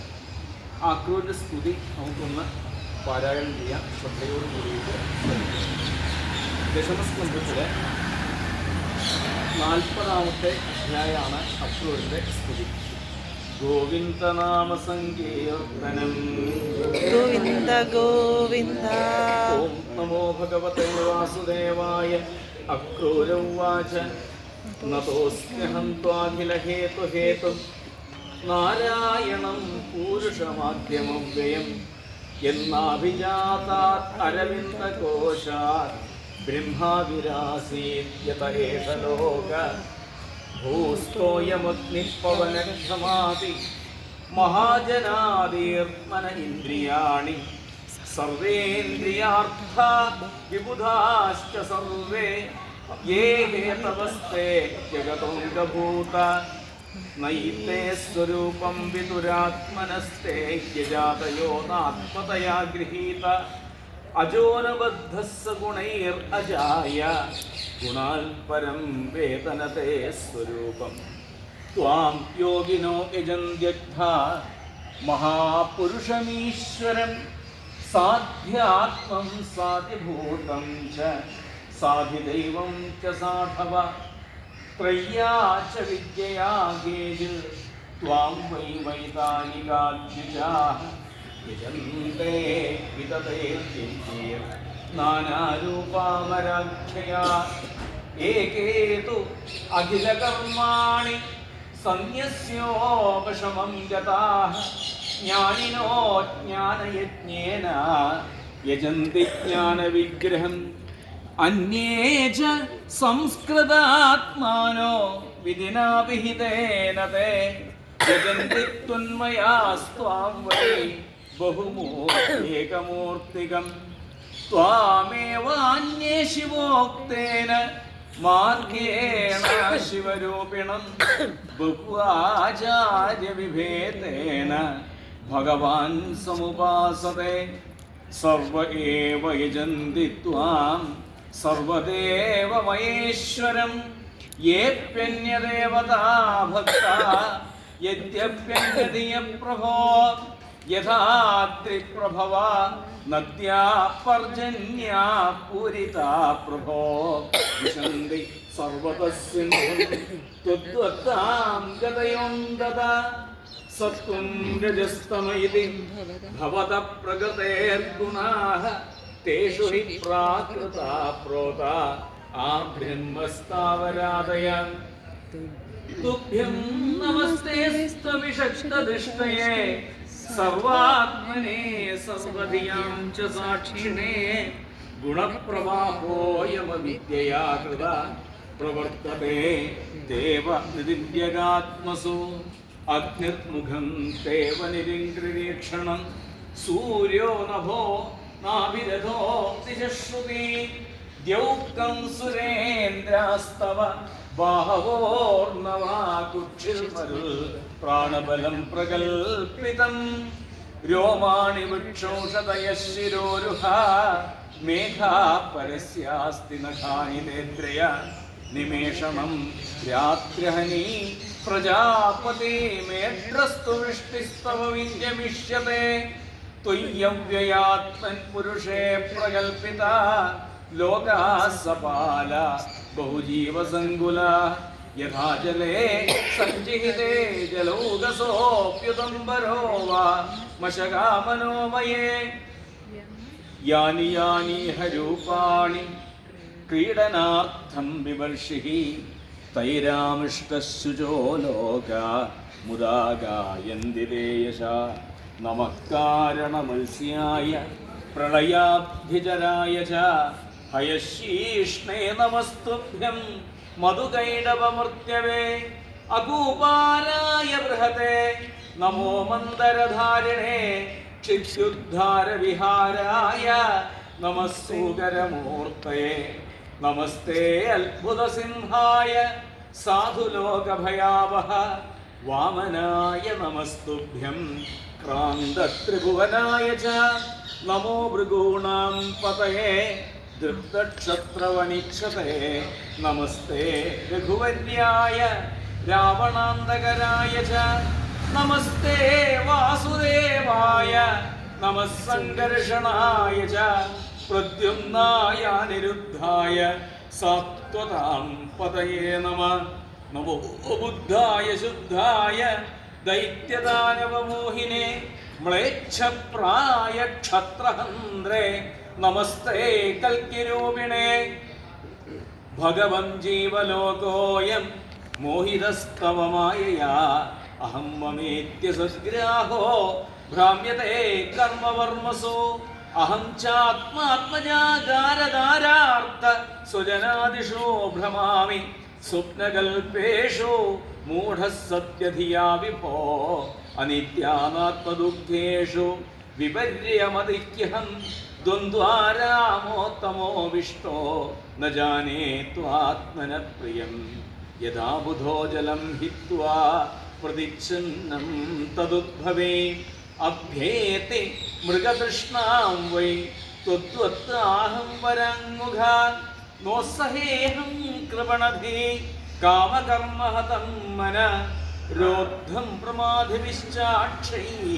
പ്രിയമാണമിതസ്തദാ സോഹം തവാംഘ്രിപഗതോऽസ്മ്യ സതാം ദുരാപം തച്ഛാപ്യഹം ഭവദനുഗ്രഹ ഈശമന്യേ പുംസോ ഭവേത് യർഹി സംസരണാപവർഗ ത്വയ്യർജനാഭ സതുപാസനയാമതി സ്യാൽ നമോ വിജ്ഞാനമാത്രായ സർവപ്രത്യയഹേതവേ പുരുഷേശ പ്രധാനായ ബ്രഹ്മണേ നന്ദശക്തയേ നമസ്തേ വാസുദേവായ സർവഭൂതക്ഷയായ ച ഋഷികേശ നമസ്തുഭ്യം പ്രപന്നം പാഹി മാം പ്രഭോ.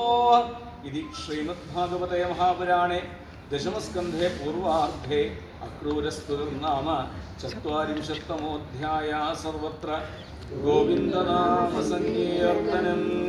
ഗോവിന്ദ ഗോവിന്ദ. തൊഴുതുകൊണ്ട് ചൊല്ലിത്തരുന്ന വരികളെ പക്ഷത്തിലിരിക്കില്ല. ദേവദേവ ജഗന്നാഥ ദേവദേവ ജഗന്നാഥ പുണ്യശ്രവണ കീർത്തന പുണ്യശ്രവണ കീർത്തന യദൂത്തമോത്തമ ശ്ലോക ഇതുത്തമോത്തമ ശ്ലോക നാരായണ നമോസ്തുതേ നാരായണ നമോസ്തുതേ. ദേവദേവ ജഗന്നാഥ ദേവദേവ ജഗന്നാഥ പുണ്യശ്രവണ കീർത്തന പുണ്യശ്രവണ കീർത്തന ഉത്തമോത്തമ ശ്ലോക ഇതുത്തമോത്തമ ശ്ലോക നാരായണ നമോസ്തുതേ നാരായണ നമോസ്തുതേ. ദേവദേവ ജഗന്നാഥ ദേവദേവ ജഗന്നാഥ പുണ്യശ്രവണ കീർത്തന പുണ്യശ്രവണ കീർത്തന ഉത്തമോത്തമ ശ്ലോക ഇതുത്തമോത്തമ ശ്ലോക നാരായണ നമോസ്തുതേ നാരായണ നമോസ്തുതേ. ഗോവിന്ദനാമ സങ്കീർത്തനം. ഗോവിന്ദ ഗോവിന്ദ. ഭഗവാൻ ഇവിടെ വെച്ച് അക്രൂരനെ നന്നായിട്ട് അനുഗ്രഹിച്ചുകൊണ്ട് കംസവധം അദ്ദേഹത്തെ അറിയിക്കുകയാണ് ചെയ്യുന്നത്. തൻ്റെ ഈ വരവിൻ്റെ ഉദ്ദേശം തന്നെ കംസവധാണ്. മാതാപിതാക്കളെ മോചിപ്പിക്കാം, മറഞ്ഞുപോയതായ ധർമ്മത്തെ പുനഃസ്ഥാപിക്കാം എന്ന് അക്രൂരന് വാക്ക് കൊടുത്തിട്ടാണ് ഈ സ്ഥാനം വിട്ട് മധുരാപുരിയിലേക്ക് ഭഗവാൻ യാത്രയാവുന്നത്. അക്രൂരനെ അനുഗ്രഹിച്ചതായ ആ ഭഗവാൻ നമ്മുടെ ഓരോരുത്തരുടെയും ഹൃദയത്തിൽ പരിപൂർണ ഭാവത്തിൽ ശോഭിക്കട്ടെ എന്ന് നമുക്കും പ്രാർത്ഥിക്കാം. നമ്മുടെ ഓരോരുത്തരുടെയും മനസ്സ് അക്രൂരഭാവത്തിലേക്ക്, ആ ഒരു ഭക്തിഭാവത്തിലേക്ക് ഉയരട്ടെ എന്നും പ്രാർത്ഥിക്കാം. രാധേശ്യാം. നമ്മൾ ഇപ്പോൾ എത്തിയിരിക്കുന്നത് ബ്രഹ്മാണ്ഡ് ഘാട്ടിലാണ്. ബ്രഹ്മാണ്ഡ് ഘാട്ട് എന്ന് പറഞ്ഞു കഴിഞ്ഞാൽ ആ കുഞ്ഞുവായയിലെ ബ്രഹ്മാണ്ഡം മുഴുവൻ കാണിച്ചു കൊടുത്തതായിട്ടുള്ള സ്ഥാനം. ഒരിക്കൽ കുട്ടികൾ ഇങ്ങനെ കളിച്ചുകൊണ്ടിരിക്കുന്നു, പലതരത്തിലുള്ള കളികൾ കളിച്ചുകൊണ്ടിരിക്കുകയാണ്. അതിനിടയിൽ എന്തോ നിസ്സാര കാര്യത്തിന് ഈ കുട്ടികൾ തമ്മിൽ ചെറിയൊരു വഴക്കുണ്ടായി.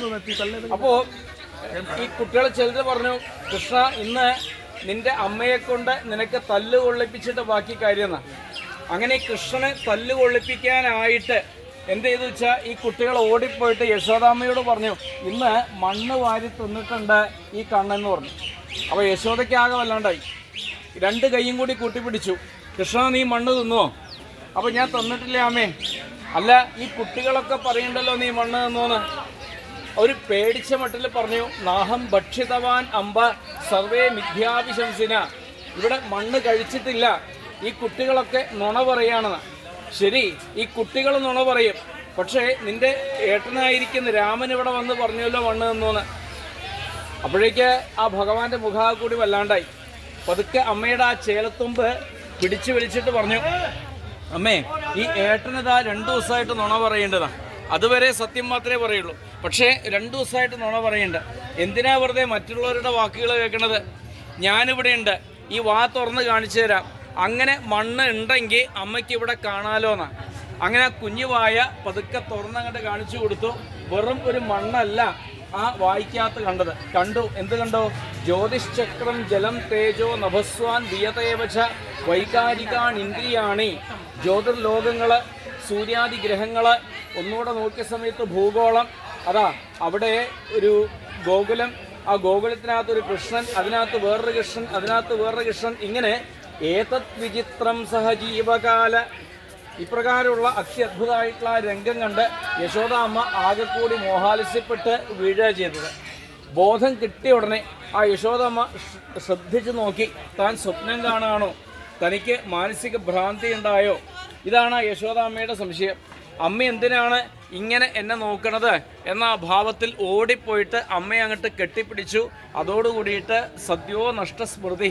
എന്താണോ അമ്മ കണ്ടത്, മനസ്സിലാക്കിയത്, അത് പൂർണ്ണമായിട്ടും ആ സ്മൃതി പഥത്തിൽ നിന്ന് ഇല്ലാതായിട്ട് തീർന്ന് സാധാരണ ഒരു അമ്മയും മകനുമായിട്ട് മാറി. അപ്പോൾ ആ അമ്മയ്ക്ക് തൻ്റെ കുഞ്ഞുവായിക്കകത്ത് ബ്രഹ്മാണ്ടം കാണിച്ചു കൊടുത്തതായിട്ടുള്ള സ്ഥാനമാണത്. ഭഗവാൻ ഇവിടെ വരുന്ന സമയത്ത് എന്താ ചെയ്യാച്ചാൽ ഗോക്കളെ ഇങ്ങോട്ട് ചാടിക്കും. ആ കാണുന്നത് മഹാവനാണ്. യമുനയുടെ മറുകര കാണുന്നത് മഹാവനാണ്. അത്രയും വിശാലമായിട്ടുള്ള ആ മഹാവനം. ആ മഹാവനത്തിലേക്ക് ഗോക്കളെ ഇങ്ങോട്ട് പറഞ്ഞേക്കും. ഭഗവാനും ഈ യമുന നീന്തി കിടക്കും. പിന്നെ വൈകിട്ട് ഇതേപോലെ ഇങ്ങോട്ട് വരും. ഗോക്കളും വരിയായിട്ട് ഇങ്ങോട്ട് കയറി വന്ന് നേരെ നമ്മൾ നേരത്തെ പോയ നന്ദഭവനത്തിനടുത്തേക്ക് നീങ്ങുകയാണ് ചെയ്യുക. അപ്പോൾ ഭഗവാന്റെ വിഹാരസ്ഥാനത്താണ് ഇപ്പോൾ നമ്മൾ ഇരിക്കുന്നത്. ദൂരെ യമുനയുടെ മറുകര കാണുന്നത് മഹാവനം. 12 വനങ്ങളിൽ പെട്ടതായിരിക്കുന്ന ഒരു വനമാണ് മഹാവനം. ഇവിടുത്തെ പ്രസാദം മണ്ണാണ്. എന്താ വെച്ചാൽ ഓരോ ദിക്കിൽ ഓരോ വിശേഷ പ്രസാദം ഉണ്ടാവും. അപ്പോൾ ഇവിടുത്തെ പ്രസാദം എന്താണെന്ന് വെച്ചാൽ മണ്ണാണ്. നമുക്ക് ആ കാര്യങ്ങളൊക്കെ സുദർശൻജി പറഞ്ഞു തരും. എല്ലാവരും അടുത്ത് വരും. ഇനി എഴുന്നേറ്റോളൂ. എഴുന്നേറ്റ് അടുത്ത് ഇങ്ങനെ വന്ന് നിൽക്കുക. अभी किसी को खाना नहीं है, हम मंत्र बोले जब खाना, सब लोग ऐसे करो. കൈ ഇങ്ങനെ കാണിക്കും. കുറേശ്ശെ മണ്ണ് നിങ്ങൾക്ക് തരും. ഇപ്പോൾ കഴിക്കരുത്.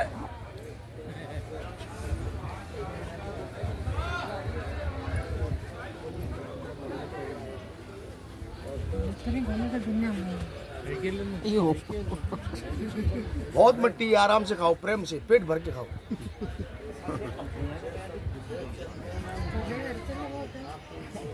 മണ്ണാണ്, വയറ് നിറച്ചും കഴിക്കാമെന്ന്. അതെ. आ गया और किसको बाकी है? ഇനി ആർക്കും കിട്ടാനുണ്ടോ?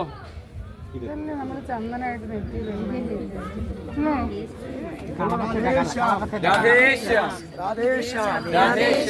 सब लोग ऐसे करो. ഇങ്ങനെ പിടിക്കും. मुँह से बोलो कृष्णाय वासुदेवाय हरये परमात्मने प्रणत कलेश नाशाय गोविंदाय नमो नमः.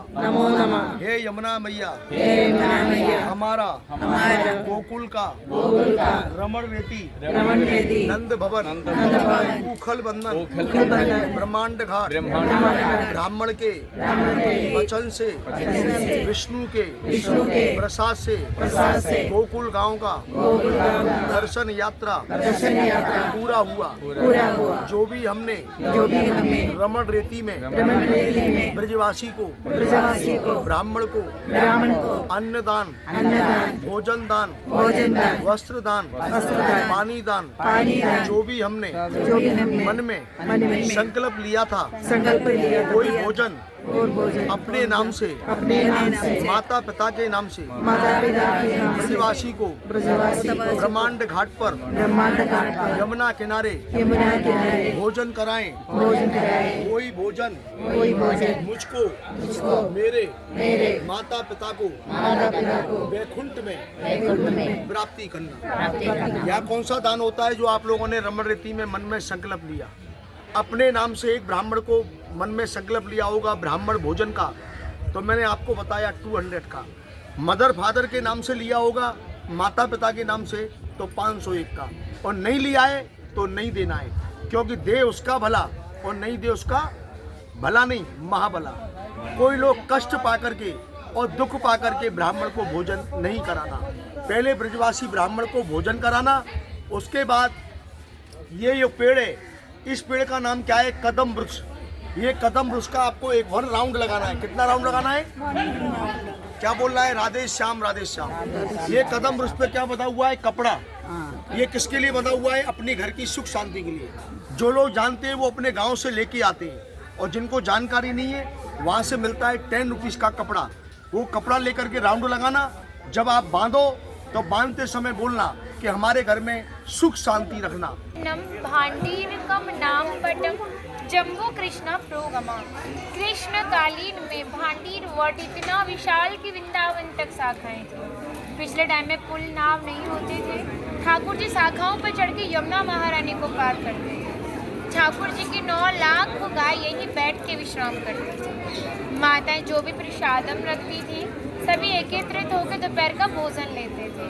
आप कभी विवाह में जाते हो बिना प्रसाद के आते हो? अब श्रीमती राधा रानी की विवाह स्थली है। यहाँ पे ठाकुर जी राधा रानी का मन लिख खड़ा हुई फाइटिंग, उसमें तय किया जो हारेगा उसे भंडारा करना होगा। फीस्ट राधा रानी जीत गई थी, ठाकुर जी हार गए थे। Shrimati Radha Rani winner, Thakur Shri Krishna loser. तो हारवे के मुताबिक ठाकुर जी ने ग्वाल वालों के साथ मिलकर भंडारा किया और धाम का नाम भांडीवन, प्लेस नेम भांडीवन, फीस्ट नेम भांडार। तो जिससे यहाँ पर अनन्य भक्त आता है, उसके मन में इच्छा होती है ठाकुर जी ने भंडारा किया हम भी करें। पूर्ण सक्षम होते हैं करते हैं, नहीं तो सामर्थ्य के अनुसार दान करते हैं, जिससे हम अपनी दिनचर्या गृहस्थी को व्यतीत करते हैं, भक्तों को निरंतर प्रसादी सेवा करते हैं। हमारे ब्रज में ठाकुर जी ने ब्रजवासियों से पका हुआ भोजन भिक्षा स्वरूप अंजलि में मांग के पाया, जिसका नाम दिया मधुकरी। आज भी संत भिक्षा कर मांग के पाते हैं। तभी शास्त्रों में बताया कि जब तक ब्रजवासी की कृपा नहीं होगी, ठाकुर जी की कृपा बड़ी दूर की बात है। इसी से अभिमान का नाश होता है, भक्ति प्राप्त होती है, जो कि बहुत ही दुर्लभ है। लेकिन ब्रजवासी कृपा करें, सहज भक्ति प्राप्त होती है। राधा रानी ने श्रीधाम भांडीर वन के बारे में कहा, जो भक्त भांडीर वन आएगा मोक्ष को प्राप्त होगा। खाना बोले इतनी बड़ी बात, लोग पाप करेंगे सीधे दौड़े भांडीर वन चले जाएंगे, क्योंकि आपने मोक्ष धाम भांडीर वन कह दिया। फिर यहाँ पर बहुत भीड़ इकट्ठा होने लगेगी, हमारे मिलने में अड़चनें पैदा होंगी, तो नित्य लीलाएं कब करेंगी। श्री जी ने उसी क्षण भांडीर वन को गुप्त वृंदावन कह के संबोधित किया और कहा, कान्हा स्थान पे हर कोई भक्त नहीं आएगा, वही भक्त आएगा जो मेरे विवाह में उपस्थित होगा, और डायरेक्ट नहीं आएगा, माध्यम जरूर रहेगा। सारा श्रेय माध्यम को जाएगा जो आपको धाम तक पहुंचाएगा। जो भी भक्त भांडीर वन में प्रवेश करेगा, प्रवेश करने से ही चतुर्दशावतारणम लीलो द्रव्य स्वरूप ने नाना द्रवो द्रव्य स्थान नमो भांडीर संघ के, भगवान विष्णु के 14 अवतारों की लीलाओं के दर्शन का फल प्राप्त होता है। जो भी भक्त यहाँ की प्रसादी पाता है और एक रात्रि राधा नाम संकीर्तन में जाग के गुजारता है, उसको गोलोक धाम की प्राप्ति होती है, क्योंकि इसी भांडीर वन के दर्शन मात्र से पुनर्जन्म की प्राप्ति नहीं होती। तस्य दर्शन मात्र नरो गर्भ न गच्छति। इसके दर्शन मात्र से ही पुनः किसी भी माँ के गर्भ में जाना नहीं पड़ता, क्योंकि इस भूमंडल पर 84 लाख योनियाँ होती हैं और सभी के अंदर माताएं पाई जाती हैं जो कि गर्भ धारण करती हैं। कहते हैं कोई भक्त अगर भांडीर वन की तरफ आँख उठा के भी देख ले तो वो भी गर्भवती। ചുരുക്കത്തിൽ മാത്രം പറഞ്ഞുതരാം. ഇത് ഭാണ്ഡീര വനമാണ്. രാധാകൃഷ്ണ വിവാഹം ബ്രഹ്മാവിൻ്റെ സാന്നിധ്യത്തിൽ രാധാകൃഷ്ണ വിവാഹം നടന്നതായിട്ടുള്ള സ്ഥാനമാണ്. അതാണ് ഈ മരച്ചൂട്ടിൽ. അവിടെ നമ്മൾ തൊഴുതു വന്നു, പ്രദക്ഷിണമൊക്കെ വെച്ച് വന്നു. പിന്നെ രാധാറാണിയും ഭഗവാനും തമ്മിൽ ചെറിയൊരു ഗുസ്തി ക്രീഡാർത്ഥം ഒരു ലീല ആടിയതായിട്ടുള്ള സ്ഥാനമാണ് ഇത്. അതിൽ വിജയിച്ചത് രാധാറാണിയാണെന്ന്. എന്നുവെച്ചാൽ ഭക്തയുടെ മുമ്പിൽ അഥവാ ഭക്തരുടെ മുമ്പിൽ വഴങ്ങിക്കൊടുക്കുക, അത് ഭഗവാന്റെ ഒരു ലീല സങ്കല്പം. പിന്നീട് ഇവിടെ വന്ന സാധുക്കൾക്ക് അന്നദാനം ചെയ്തിട്ടുണ്ട്. ഈ അന്നദാനം എന്ന് മനസ്സിലാവാനാണ് ഈ പദം ഉപയോഗിക്കുന്നത്. ഭണ്ഡാര എന്ന് പറയും. ഭണ്ഡാര വെച്ചാൽ ആഹാരം കൊടുക്കുക, അന്നദാനം കൊടുക്കുകയാണ്. അപ്പോൾ രാധാറാണിയുടെയും ഭഗവാന്റെയും സാന്നിധ്യത്തിൽ ഭണ്ഡാര അഥവാ അന്നദാനം ഉണ്ടായതുകൊണ്ട് അതുകൊണ്ടും ഈ പ്രദേശം ഭാണ്ഡീരം എന്ന പേരിൽ അറിയപ്പെടുന്നു. വളരെ പ്രസിദ്ധമായിട്ടുള്ള ഭാഗവതം പോലെയുള്ള പുരാണങ്ങളിലൊക്കെ പരാമർശിക്കുന്നതായ ഒരു വനമാണ് ഈ ഭാണ്ഡീരകം അഥവാ ഭാണ്ഡീരവനം. ഈ കാണുന്ന വൃക്ഷം ഇത് ഈ കൃഷ്ണൻ്റെ കാലത്ത് വളരെ വലുത്, പിന്നെ അതിൽ നിന്ന് തെഴുത്ത് ഉണ്ടായതാണ്.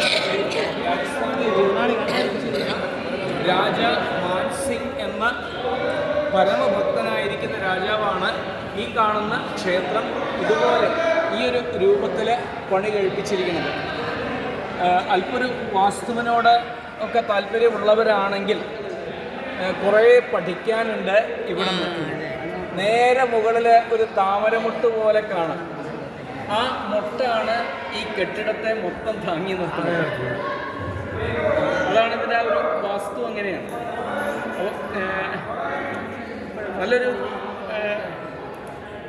അപ്പോൾ നല്ല വിദഗ്ധരാണ് ഇത് പണിതിരിക്കുന്നത്. നമുക്ക് സങ്കല്പിക്കാൻ പോലും പറ്റില്ല.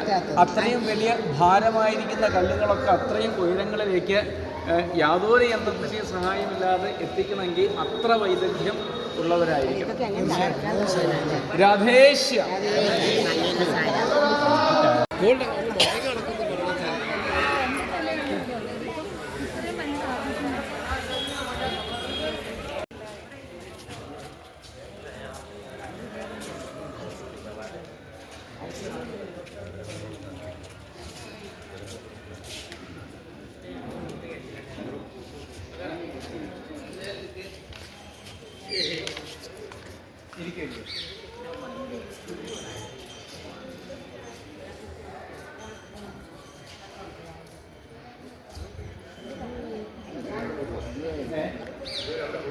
ബാക്കി അപ്പുറത്തപ്പുറത്തും നിന്നാൽ മതി. കൊള്ളുന്നത്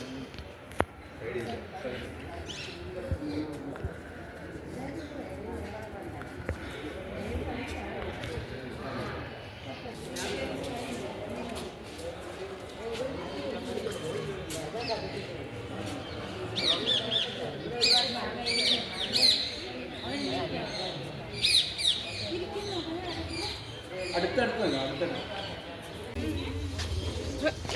അടിക്കണടി.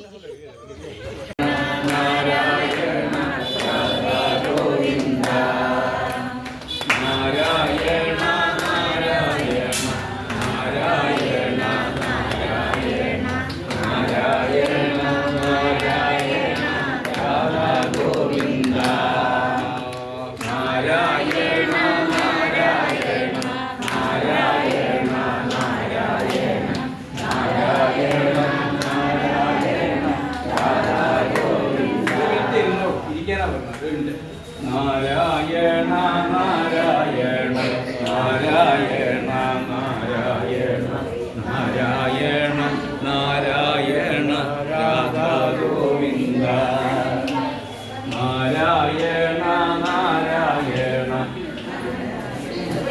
നാരായണ നാരായണ നാരായണ രാധാ ഗോവിന്ദ സർവത്ര ഗോവിന്ദനാമ സങ്കീർത്തനം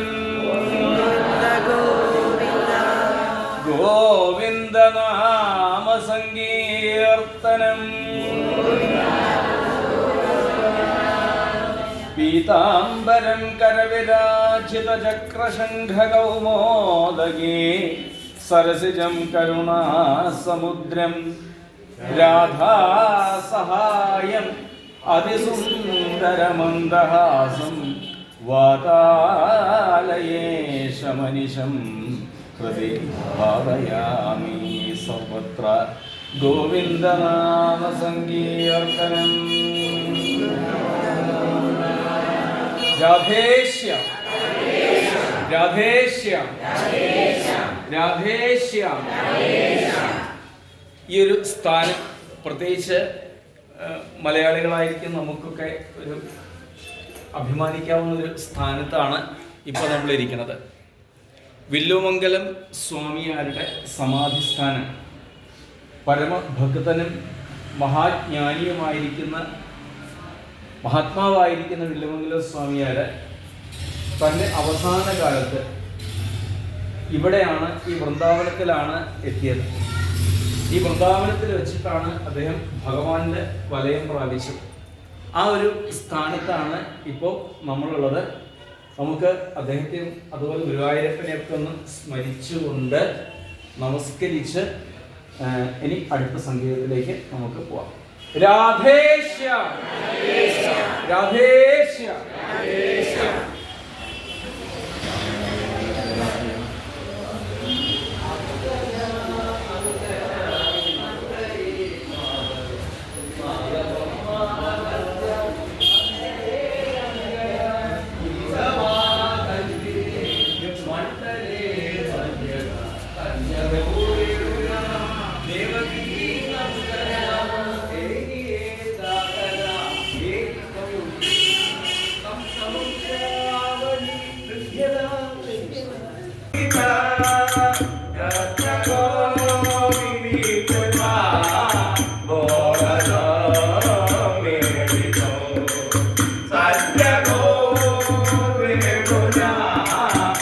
लगे